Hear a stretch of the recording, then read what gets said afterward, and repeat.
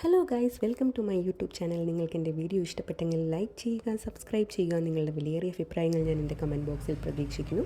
Actually ഇതെൻ്റെ unplanned ആയിട്ടുള്ളൊരു യാത്രയാണ് കേട്ടോ. ഈ വീഡിയോ കാണുമ്പോൾ നിങ്ങൾക്ക് മനസ്സിലാകും ഞാൻ യാത്ര ചെയ്യുന്നത് നമ്മുടെ സ്വന്തം KSRTCയിലാണെന്ന്. ഞാനിപ്പോൾ ക്രോസ് ചെയ്തത് വിയ്യപുരം എടത്വ റൂട്ടാണ്. ഇപ്പോൾ മഴ കാരണം ഇവിടെ ഇങ്ങനെ വെള്ളമുണ്ടെന്നേ ഉള്ളൂ.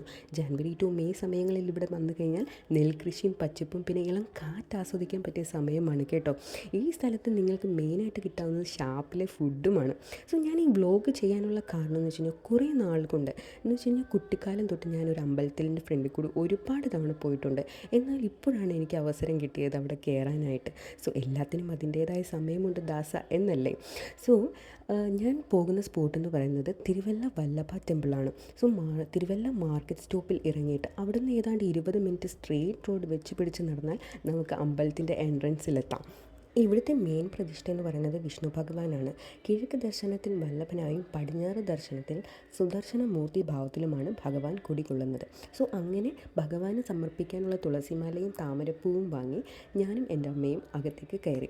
അപ്പോഴാണ് അറിഞ്ഞത് ഇവിടുത്തെ കൊടിമരത്തിൽ വർഷങ്ങൾക്ക് മുമ്പ് ഇടിമിന്നലേറ്റ് പല ഭാഗങ്ങളിൽ വീണതായി പറയപ്പെടുന്നു. ഇപ്പോൾ പുതിയ കൊടിമരത്തിനായി ധ്വജവൃക്ഷം എണ്ണത്തോണിയിൽ ഇട്ടിട്ടുമുണ്ട്.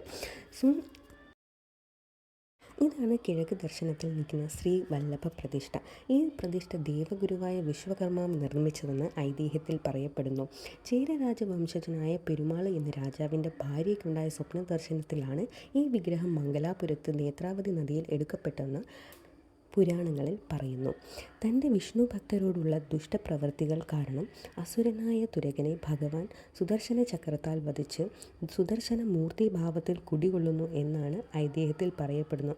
അങ്ങനെ ഈ പ്രതിഷ്ഠ വന്ന് കുറേ നാളുകൾക്ക് ശേഷമാണ് ശ്രീ വല്ലഭ പ്രതിഷ്ഠ വരുന്നത്.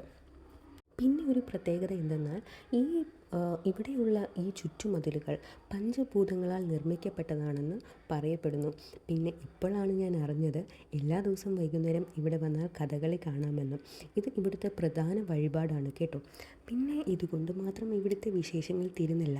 ഞാൻ പറയുന്നതും നിങ്ങൾ അറിയാത്തതുമായ പല സവിശേഷതകൾ ഈ ക്ഷേത്രത്തിനുണ്ട്. ഈ വീഡിയോയിൽ കാണാം നിങ്ങൾക്ക് തെറ്റിപ്പോകും തുളസിമാലയും പിന്നെ ഒരു സൈഡിലായിട്ട് താമരപ്പൂവിൻ്റെ ഒരു കൃഷിയുണ്ട്. അത് എല്ലാ അമ്പലത്തിലേക്ക് ഇവിടുന്ന് തന്നെയാണ് കൊടുക്കപ്പെടുന്നതെന്ന് തോന്നുന്നത്. പിന്നെ എൻ്റെ മുമ്പിൽ കാണപ്പെട്ടത് ഈ കൊമ്പനാണ്. ഇവനെ നമുക്ക് അടുത്ത് പോയി നിന്നൊന്നും ഫോട്ടോ എടുക്കാൻ പറ്റില്ല കേട്ടോ. ഇച്ചിരി കുറുമ്പനാണെന്നാണ് പറയപ്പെടുന്നത്. അതുകൊണ്ട് തന്നെയാണ് അവൻ്റെ ഫ്രണ്ടിലായിട്ടൊരു പോസ്റ്റർ വെച്ചിരിക്കുന്നത് കണ്ടില്ലേ, നമ്മളെപ്പോലുള്ള ഭക്തജനങ്ങൾ അവനെ ഫോട്ടോ എടുത്ത് പ്രകോപിപ്പിക്കരുതെന്നും. അതുപോലെ പുതിയ വീഡിയോസുമായിട്ട് നെക്സ്റ്റ് വീഡിയോയിൽ കാണാം. ബൈ.